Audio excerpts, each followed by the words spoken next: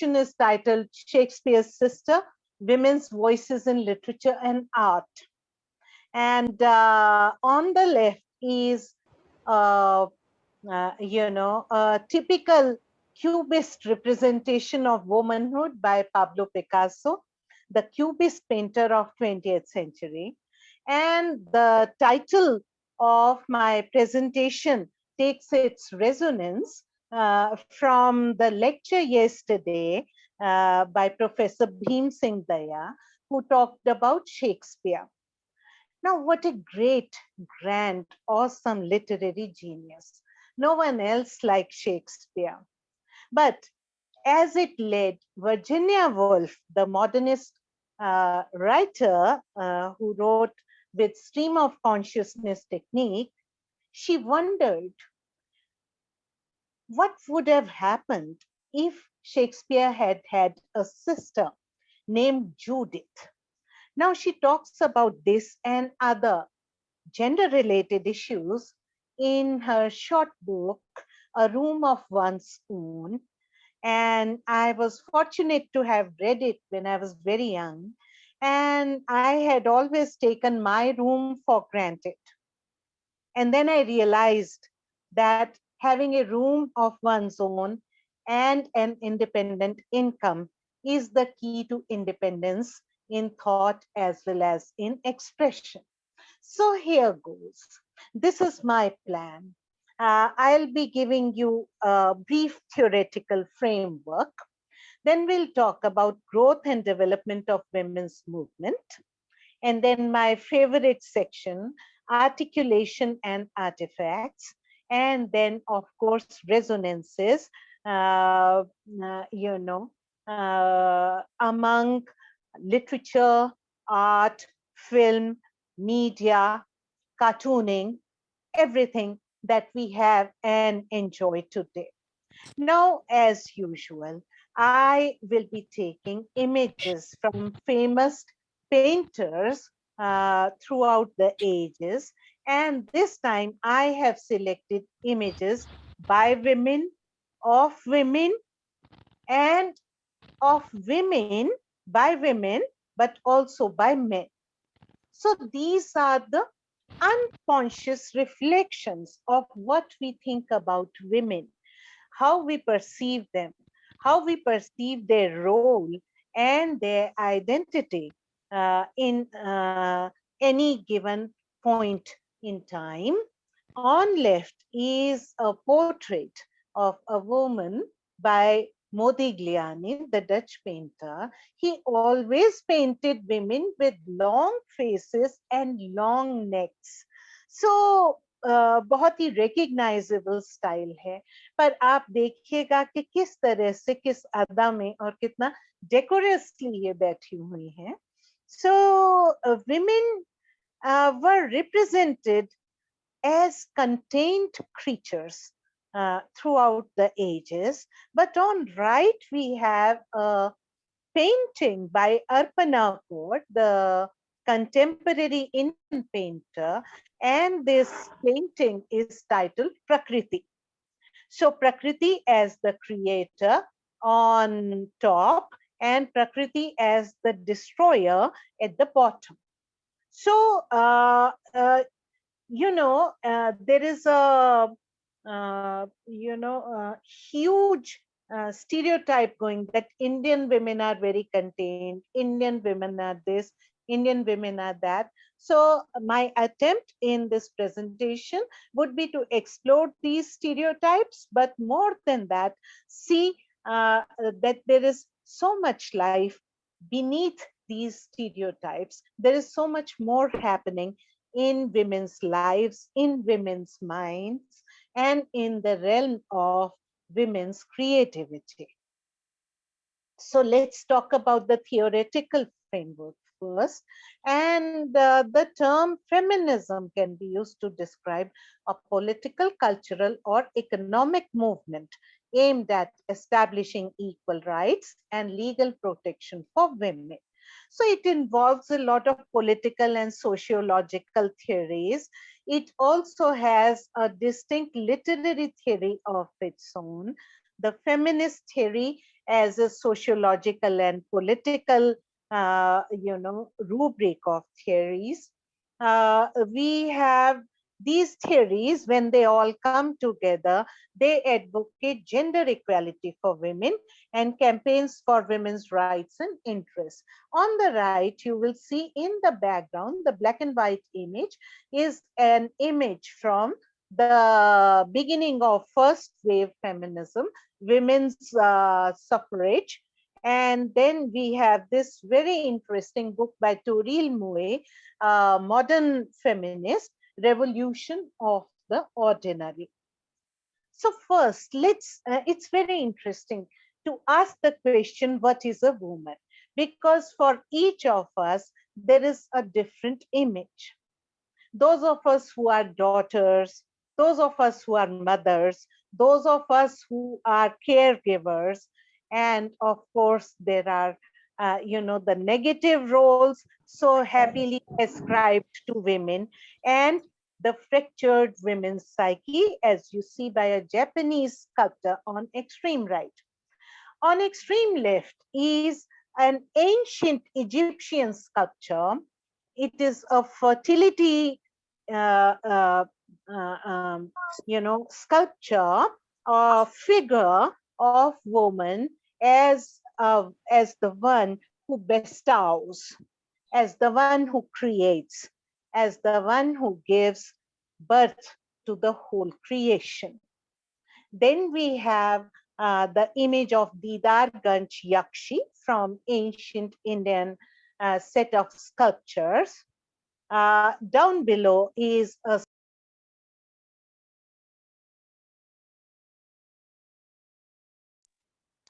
as a woman who tempts by her beauty and kills by her power.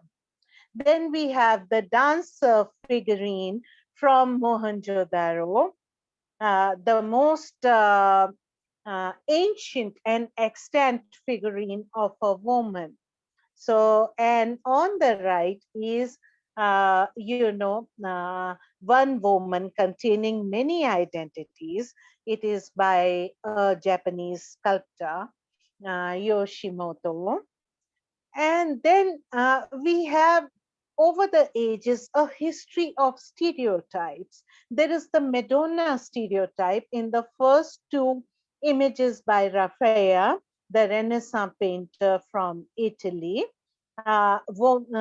Madonna as mother of Christ, and Madonna as the one who gives sanskar, or the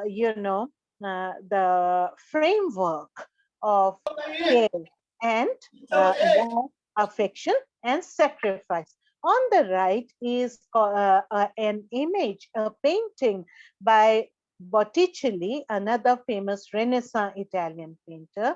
This painting is called La Primavera, or springtime, which has women as perfect, beautiful, shapely, and in the role of the caregiver, or in the role of the progenitor of all life on this earth.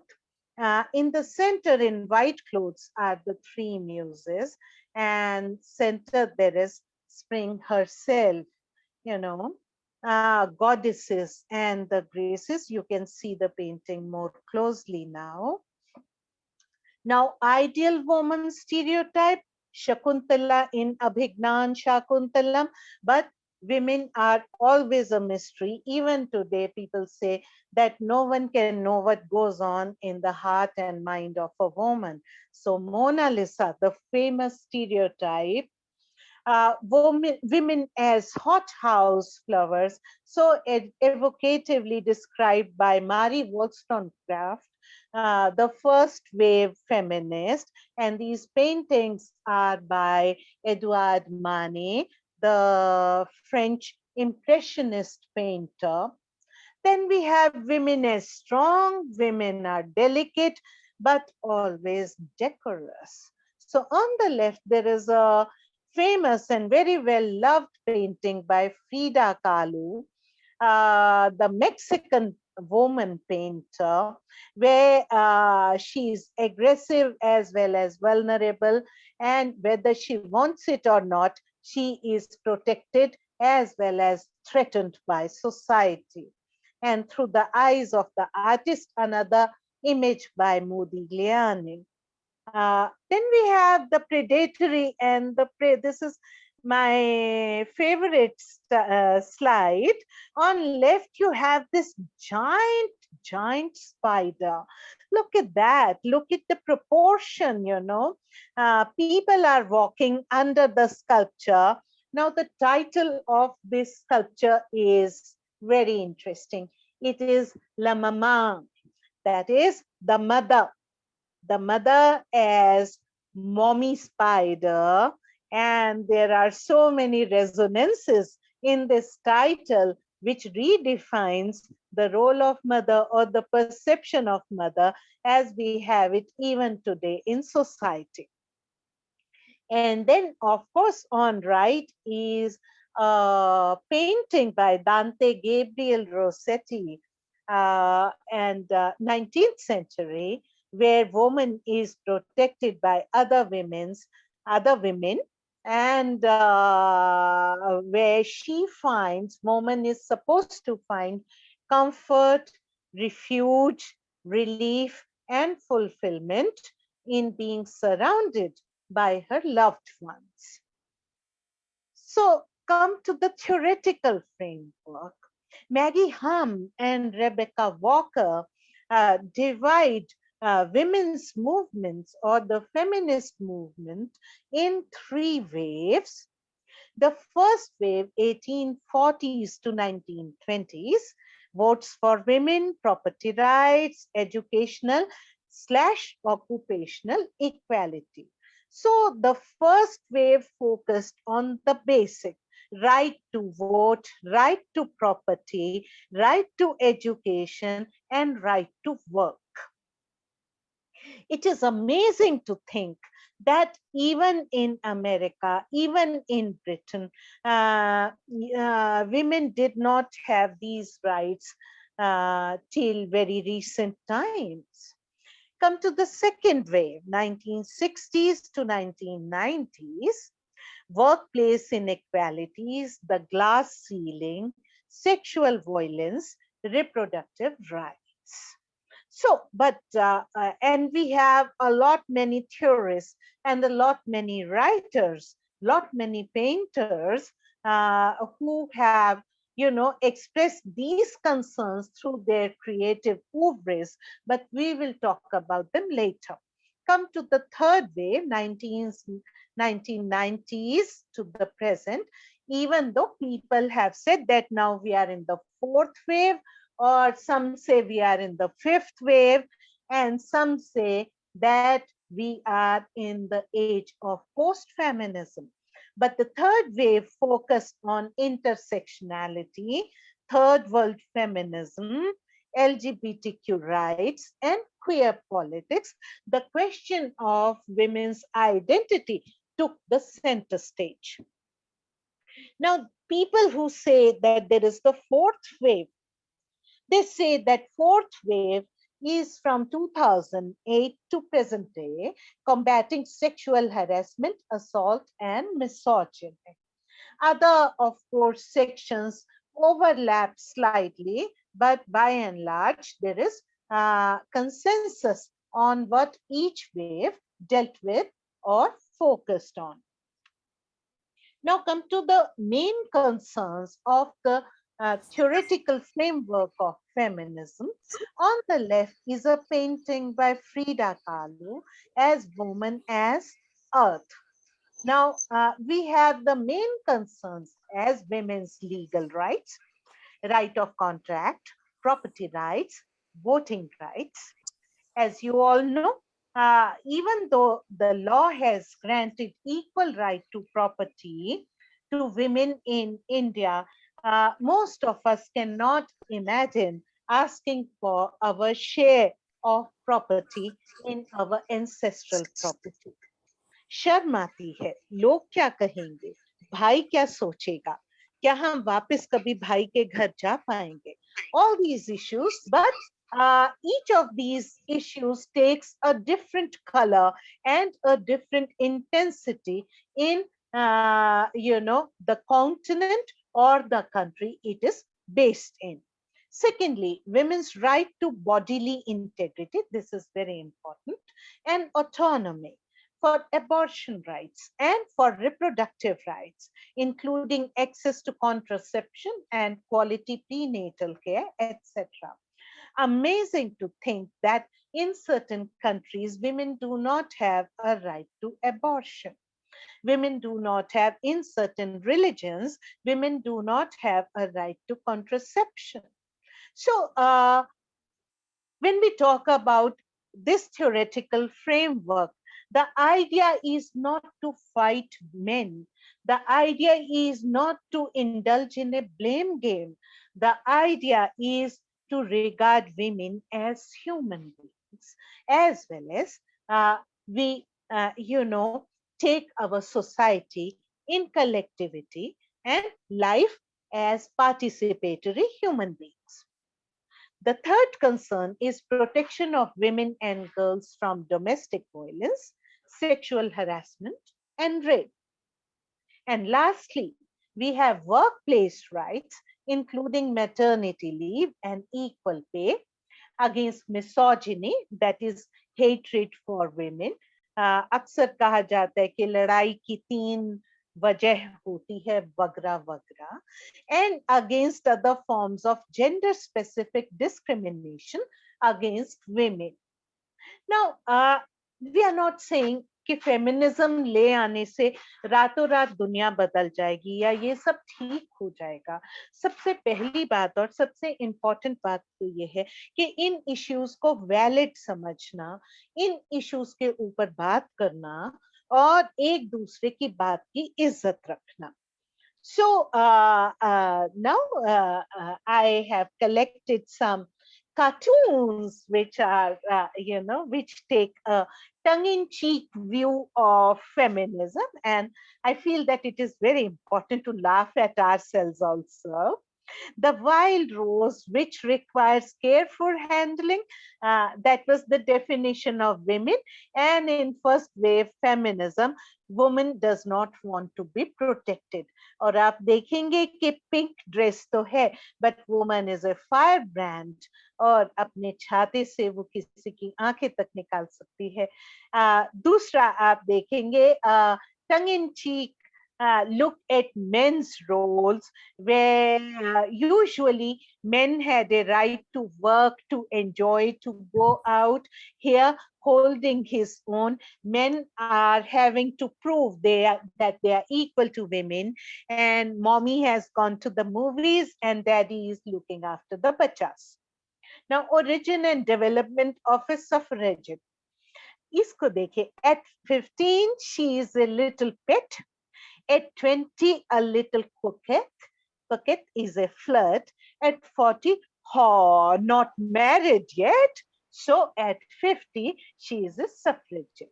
So, women who do not get married, women who are not married are called frustrated.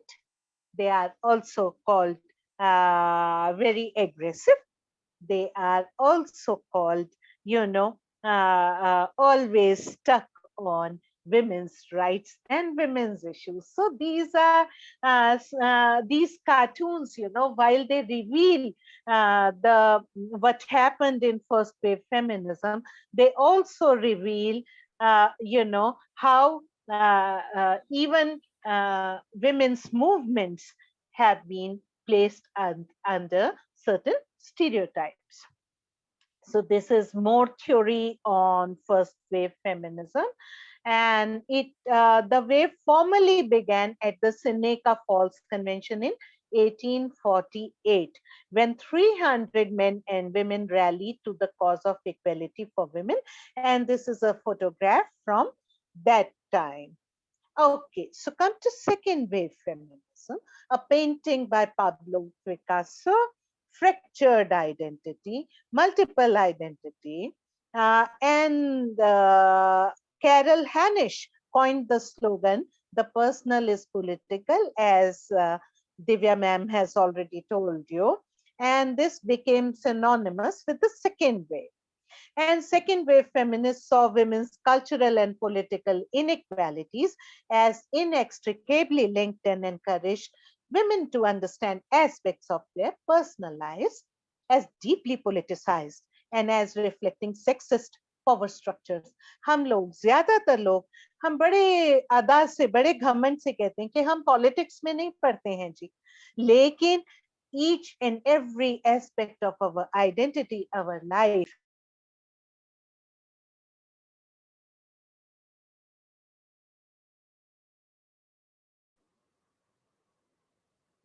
I think we have lost her voice. Can somebody unmute her, please? Can somebody unmute Neer ma'am? Neer ma'am, if you can hear me, kindly unmute yourself. Yes. Technical team, kindly unmute Dr. Neer Kamalmani. Or she can unmute herself. Ma'am, she has to unmute herself. Yes. Yeah. is it okay now? Can you hear me? Yes, ma'am. Yes, ma'am. Okay, I don't know how this happened, but we come to third wave feminism, and this became really about so many things, like the field got totally opened up. And here is a cartoon. If your feminism isn't fat positive, anti-racist, trans inclusive, pro-choice, challenges abolition, and against classism, then who is it even for? Okay. So we have these concerns, and in third wave, feminists focused on micropolitics and challenged the second wave's paradigm as to what is or is not good for females. And there are certain names of feminists, but I would like to quote Betty Friedan here: "The only way for a woman as for a man to find herself, to know herself as a person, is by creative work of her own." So some prominent voices in feminism, we have Simone de Beauvoir, Betty Friedan, Bell Hooks, and these are some wonderful quotations by these women who led, from the front, the second wave women's movements. And Simone de Beauvoir on right, she says that one is not born a woman, but becomes one. That is, womanhood is a process of socialization. And every female human being is not necessarily a woman. So, and Bell Hooks says one of the ways that you can work for freedom is to change your mind and to move away from the space of binaries. I really like this quotation: move away from the binaries, good, bad, black, white, man, woman, of simplistic either ors, and to be able to look at the picture that offers us complexity. Okay.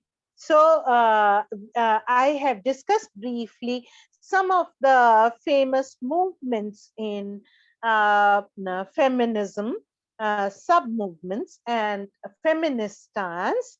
There is gynocriticism, that is woman as producer of meaning. French feminism, which focuses on women's psyche and écriture, or women's identity as revealed in their writing. Black feminism, that is, even you will see in the writings of Toni Morrison, Maria Angelou. Then there is Alice Walker. Then we have, and Black feminism says that once Black women are emancipated, only then you will be able to achieve total feminism or ensure women emancipation, because women, Black women, are colonized in three ways. That is, first, that they are black, second, that they are poor, and third, that they are women. So post-colonial and the third world feminism, for the longest time, we looked at feminism as a movement of white women who were in their 30s and 40s and who were working. But now the rubric of feminism includes third world women. If you read Mahashweta Devi's story, Draupadi, or if you read Krishna Sopti's novella Mitro Marchani, or even A Ladki, then you see that third world women, Indian women, also have very specific concerns and dreams of their own. Most importantly, they have a voice of their own. Then liberal feminism says that, all right, we want rights for women, but with equal respect and regard to men. Then there are people who say that feminism is over and we are now breathing in the times of post-feminism. That is to say that woman as human. So not as a woman. The world is not divided in the binary of man, woman, but we are all human beings. Post-structural and postmodern feminism. This is again influenced by French feminism, but there is so much more. There is strong deconstructive postmodernism, where we have the concept of cyborg by Donna Haraway, and we have Judith Butler. There's something very interesting I'll tell you about Judith Butler in a short while. And we have, of course, post-feminism. I've written it twice, forgive me for that. रात को 4 बजे ऐसे होता है. So gynocriticism is a concept given by Elaine Showalter. She's given the, she's divided feminist concerns into two parts: feminist critique, that is, the feminist reader examines the ideologies behind literary phenomena. ठीक है, कि औरत के लिए कैसे metaphor इस्तेमाल किए हैं, कैसे नाउन इस्तेमाल किए हैं. आप पाइएगा कि अगर औरत नदी है, रिवर है, तो आदमी को समंदर बताया जाता है. आदमी अगर पेड़ है, बरगद है, तो औरत एक लता है, कोमल है, नाजुक है, और पेड़ के सहारे वो अपनी ऊंचाई तक पहुंच सकती है. So this kind of examination of text for language used for women and men. Then we have gynocriticism, but woman is the producer of textual meaning here, including the psychodynamics of female creativity, linguistics and the problem of a female language, and the trajectory of the individual or collective female literary career and literary history. But the last part of this is the gender theory, which explores the ideological inscription and the literary effects of sex versus gender system. Toril Moi criticized this model. On the right, you have her photograph, seeing it as an essentialist and determinist model. मतलब बहुत hard bound, बहुत extreme, बहुत essentialist, जो कि it fails to account for the situation of women outside the West, as we discussed earlier. So French feminists led by Hélène Cixous argued that writing and philosophy all are phallocentric, that is, male dominated, and along with other French feminists such as Luce Irigaray emphasized writing from the body as a subversive exercise. 1980s onwards, the work of artist and psychoanalyst Bracha Ettinger has influenced literary criticism, art history, and film theory. Very interesting. आप पढ़ के देखिएगा. Hélène Cixous says that writing is the passageway, the entrance, the exit, the dwelling place of the other in me. beautiful quotation, beautiful words. And to equate the feminist movement only with equality is to deny women a plethora of options, because equality is still defined from the masculine or patriarchal perspective. This is the most valuable contribution of French feminism. Now come to Black feminism. Now on the left, there is a painting by Georgia O'Keeffe, one of the foremost modern painters, women painters. And liberation of Black women entails freedom for all people, as I talked earlier, since it would require the end of racism, sexism, and class oppression. So, one important theory that evolved out of it was Alice Walker's Womanism, as given by her in her novel Color Purple. It emerged after the early feminist movements that were led especially by white women who advocated social changes such as women's suffrage. So, Color Purple movie भी बनी है, आप देखेगा, और उसमें Oprah Winfrey ने शायद act किया है, आप देख सकते हैं. And come to post-colonial and the third world feminism. And post-colonial feminists argue that oppression related to the colonial experience, particularly racial, class, and ethnic oppression, has marginalized women in post-colonial society. So they challenge the assumption that gender oppression is the primary force of patriarchy. So on right, there is a photograph of Georgia O'Keeffe, and she designed and composed these photographs in her home herself. So liberal feminism, as you can understand what the term itself means. And on left, there is this painting by Arpana Kaur, and again it is titled Prakriti. और मैंने अर्पणा जी से पूछा कि ये आपकी औरतें इतनी छिपकली जैसी क्यों लगती हैं, तो उन्होंने जवाब दिया कि सिर्फ खूबसूरत होने से औरत नहीं कही जा सकती, औरत की जो अंदर की कहानी है वो बाहर आनी चाहिए. So beautiful stuff. Her mother is a poet, Ajit Kaur, who writes poetry in Punjabi. We come to postmodern feminism, Judith Butler.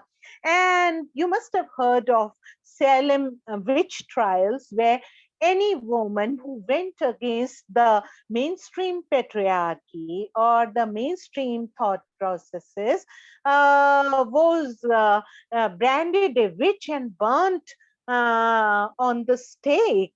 And in 2017, Judith Butler's effigy was burnt in Brazil. Down below is a photograph of Judith Butler's effigy. And why? Why is that? Butler criticized the distinction drawn by previous feminists between biological sex and socially constructed gender. And for Butler, woman is a debatable category. इसको आप ध्यान से समझेंगे. Complicated by औरत का मतलब एक मतलब नहीं हो सकता. It is complicated by class, ethnicity, sexuality, and other facets of identity. कोई आसमान तो नहीं गिर गया, लेकिन ब्राजील में she was branded anti-religious, and there were huge demonstrations against her. She was boycotted. She had gone there for a lecture, and then they burnt her. They dressed her effigy as a witch with a pointed hat, with a pink bra and pink sleeves. Look at the metaphors, look at the symbols, and it was burnt in the street. And we have a very interesting concept again in postmodern feminism, Cyborg Manifesto. In a Cyborg Manifesto, Donna Haraway criticizes traditional notions of feminism, particularly its emphasis on identity rather than affinity. And she herself has dressed in this weird way, weird, wacky way, where she is also wearing a mask, and she is attired in children's, witch and magician style. She has, a toy, a brinjal hat, and she says that a woman is a composite identity, and she uses the metaphor of a cyborg, that is part human, part machine, or part computer, in order to construct a postmodern feminism that moves beyond dualism, जो either or के beyond जाता है, and limitations of traditional gender, feminism and politics. आप अगर इसको पढ़कर देखें तो आपको काफी मजा आएगा, काफी mind expanding है. Or post feminism, of course, we have already talked about Kata Pollitt or Nadine Strossen. Consider feminism to hold simply that women are people. I really like that. Treat women as human beings. Views that separate the sexes rather than unite them are considered by these writers to be sexist rather than feminist. Now come to articulation and artifacts. On the left, I have this quote by Chimamanda Ngozi Adichie: "The single story creates stereotypes." एक कहानी से हम पूरा narrative बना लेते हैं, and the problem with stereotypes is not that they are untrue, but that they are incomplete. They make one story become the only story. So now look at these women who have played leadership roles in their own times, in their own societies, and in their own oeuvres. There is Sappho, there is Andal, then this I'm moving clockwise, then Toni Morrison, Margaret Atwood, Krishna Sokti, Simone de Beauvoir, and Judith Butler. So I will be I'll be showing you slides basically, and quoting or telling you about these women achievers who have played leadership roles. And we begin with Sappho. She was an ancient Greek poet from the island of Lesbos, and the term lesbianism is coined from the name of her village. Sappho is known for her lyric poetry. Okay, and she was highly regarded, one of the greatest lyric poets, and was given names such as the 10th Muse and the Poetess. Look at how freely she expresses herself. Gracious your form and your eyes as honey.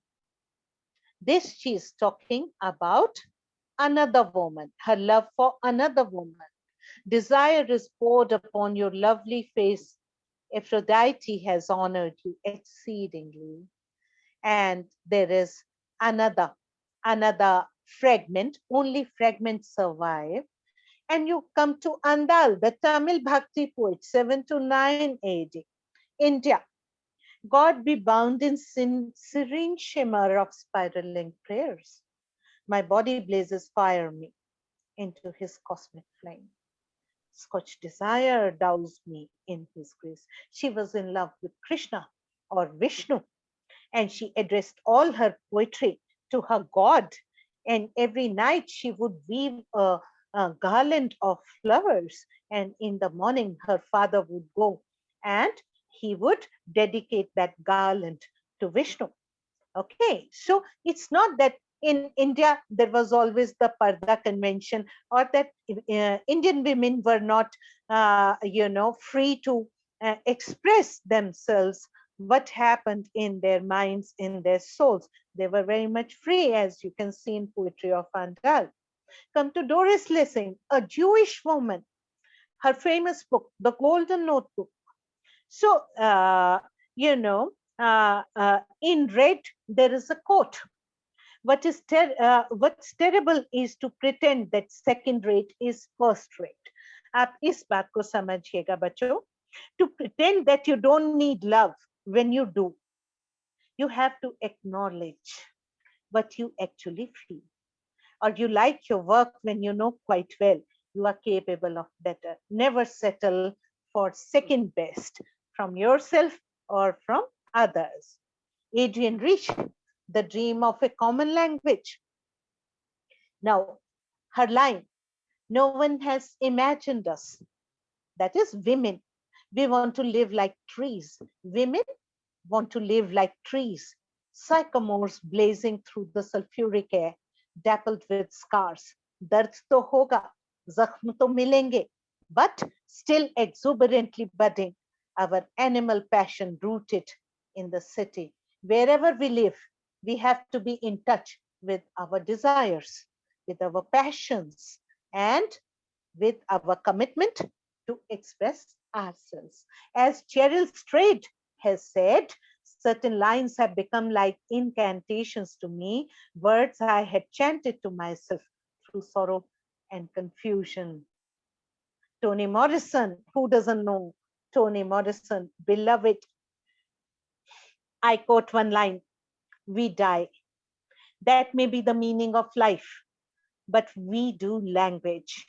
That may be the measure of our lives. So language as the heart and soul of creative expression of our identity. Ursula Le Guin. Now Neil Gaiman says about Ursula Le Guin, the first of the books opened my head and made me view gender differently, not as something fixed, nor even as something important, but as something mutable and less pertinent than what kind of person you are. Read Ursula Le Guin. I promise you, dimag bhi khul jayega, dil bhi khul jayega. Now come to Chimamanda Ngozi Adichie. She has written extensively on feminism, and she says, we teach girls shame. Close your legs, cover yourself. We make them feel as though being born female, they are already guilty of something. And so girls grow up to be women who cannot say they have desire. They grow up to be women who silence themselves. They grow up to be women who cannot say what they truly think. And they grow up. And this is the worst thing we do to girls. They grow up to be women who have turned pretense into an art form. Amazing. The things around your neck, usko aap pad ke dekhiega. Margaret Atwood, Kamal, Kamal, Kamal. And she says a word after a word after a word is power. And the last one, longed for him, got him, shit. So 3-line tale. So read Margaret Atwood. Come to Angela Carter, the Gothic fairy stories, but she again says, she reiterates that language is power, life, an instrument of culture, the instrument of domination and liberation. And in the mythic schema of all relations between men and women, man proposes and woman is disposed of. Okay, so now come to resonances. I'm not saying anything here. I have just put certain images together. This is the close of my presentation, and I ask you to feel. I ask you to relate, and in the end, we will, have a very special video. So this is one on the left, photographed by Georgia O'Keeffe. On right is Tulu Lutre's caricatures of women dancers in the town hall.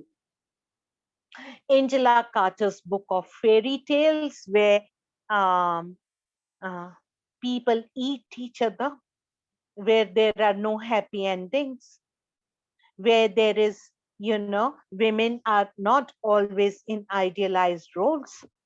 Then Adrienne Rich of Woman Born, and this very interesting book, Life After Theory. पहले मैं theory में जीती और theory में मरती थी. अभी भी मैं theory में सांस लेती हूँ. But what is the life after theory that you find in this book? women as painting, women as fixed objects. Okay, left, painting by Amrita Sher-Gill, and a modern Indian painter, and on right, a painting by Van Gogh, the famous Impressionist painter. Amrita Sher-Gill and her women, see how they are fixed, transfixed into a certain pose, and you can, see their expressions and understand how she views Indian women. Frida Kahlo. We have these two women, they are her self-portraits only, and where the heart is revealed as a physical organ. On right, of course, there is the painting where woman is both protected as well as she is preyed on. Then you have memes to tickle your fancy. Ye students ke zamane ka hai. This is a take on left on Mona Lisa, who is taking a selfie. On right, there is what you call chutki. There is women's studies, but no men's studies. False. Men's studies is called history. That is to say, all history was written from male point of view. So, and now I come to the close of my presentation. This is Still I Rise by Maya Angelou and Serena Williams. Serena Williams has, recited Maya Angelou's poem, and I have taken these 4 stanzas on this page and one last stanza on the next and the last page. You may write me down in history with your bitter, twisted lies. You may trod me in the very dirt, but still like dust I rise. Out of the huts of history's shame I rise. Up from a past that's rooted in pain I rise. I'm a black ocean leaping and wide, welling and swelling I bear in the tide. There are other stanzas also, but in the end, leaving behind nights of terror and fear, I rise into a daybreak that's wondrously clear. I rise, bringing the gifts that my ancestors gave. I am the dream and the hope of the slave. I rise, I rise, I rise. So now I request Ma'am Mamta Bansal to play the video where Serena Williams recites this beautiful poem, which is the definitive statement of women's power and women's commitment to rise beyond all difficulties. Thank you, ladies and gentlemen. Beautiful presentation, ma'am. Beautiful. Thank you.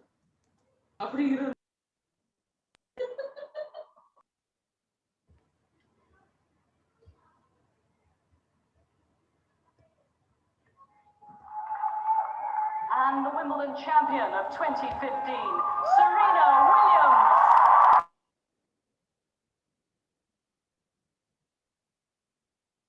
Sound.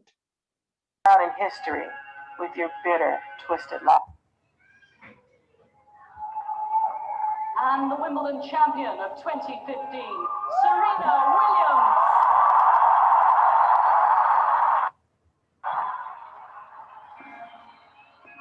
You may write me down in history with your bitter, twisted lies. Serena Williams. You may trod me in the very dirt, but still, like dust, I rise.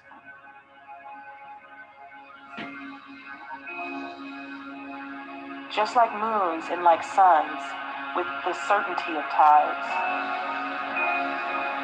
Just like hope springing high, still, I rise. Did you want to see me broken, bowed head and lowered eyes, shoulders falling down like teardrops, weaned by my soulful cries?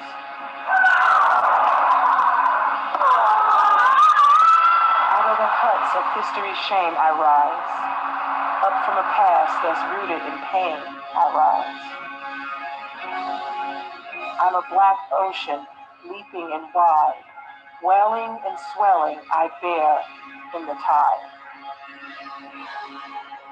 Leaving behind nights of terror and fear, I rise. Into a daybreak that's wondrously clear, I rise. Bringing the gifts that my ancestors gave, I am the dream and the hope of a slave. I rise. I rise.